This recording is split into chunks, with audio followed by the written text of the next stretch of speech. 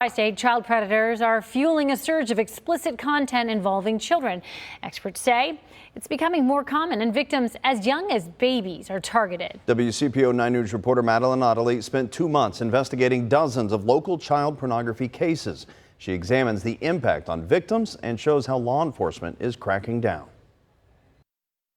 I describe my trafficking in hardcore porn as a nuclear bomb being dropped on my life. Jewel Baraka says her trafficking story starts when she was 11 years old. He would put me in a car, in the back of a car every night, that they wanted me to come with 2 men. She says first it was prostitution, then at 14, hardcore porn. For the first few years after I got away, when I would catch a weird look from a guy on the street, I would wonder if he saw it.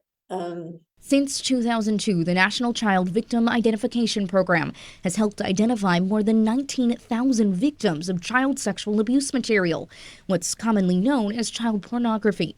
Since then, the program's reviewed more than 322 million images and videos. The dark web is considered dark for a reason. You have individuals who go into these various chat rooms and platforms and trade images like trading baseball cards. U.S. Attorney Kenneth Parker says the problem is only getting worse. We're seeing individuals where they would like to have more baby and toddler type of child porn.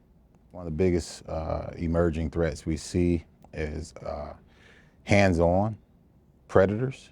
FBI Assistant Special Agent in Charge Richard Ruggieri says this material is everywhere. He says suspects are often flagged through tips or metadata in files. Technology today or last week or a year ago is different than it is today, and it's different than it's going to be a year from now. We're constantly chasing that technology. WCPO reviewed dozens of local child sexual abuse material cases in state and federal courts. Some offenders were sentenced to decades in prison, while others received probation. I started going on and looking at torrent, old stuff that I used to. Here's one of them, Ryan Guilfoyle. You're listening as Boone County Sheriff's officials confront him in 2021.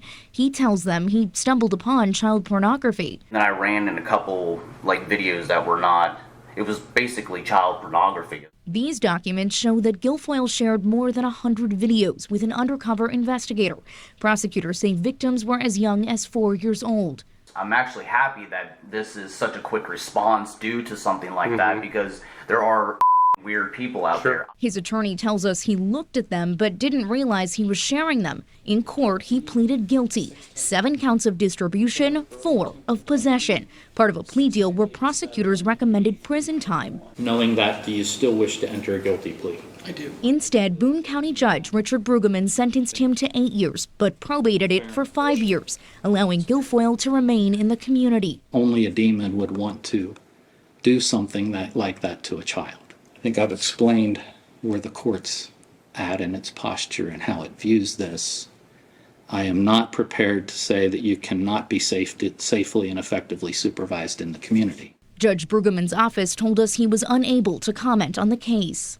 Experts agree cracking down will take more than playing whack-a-mole, sentencing individual offenders. The truth is that the porn industry has a million little corners. For Baraka, after 3 years of filming, they've done everything they wanted to do to me, and they want a new girl. It's really what I count as my first freedom moment. Freedom thousands of victims still don't have. They always make you paste on a smile.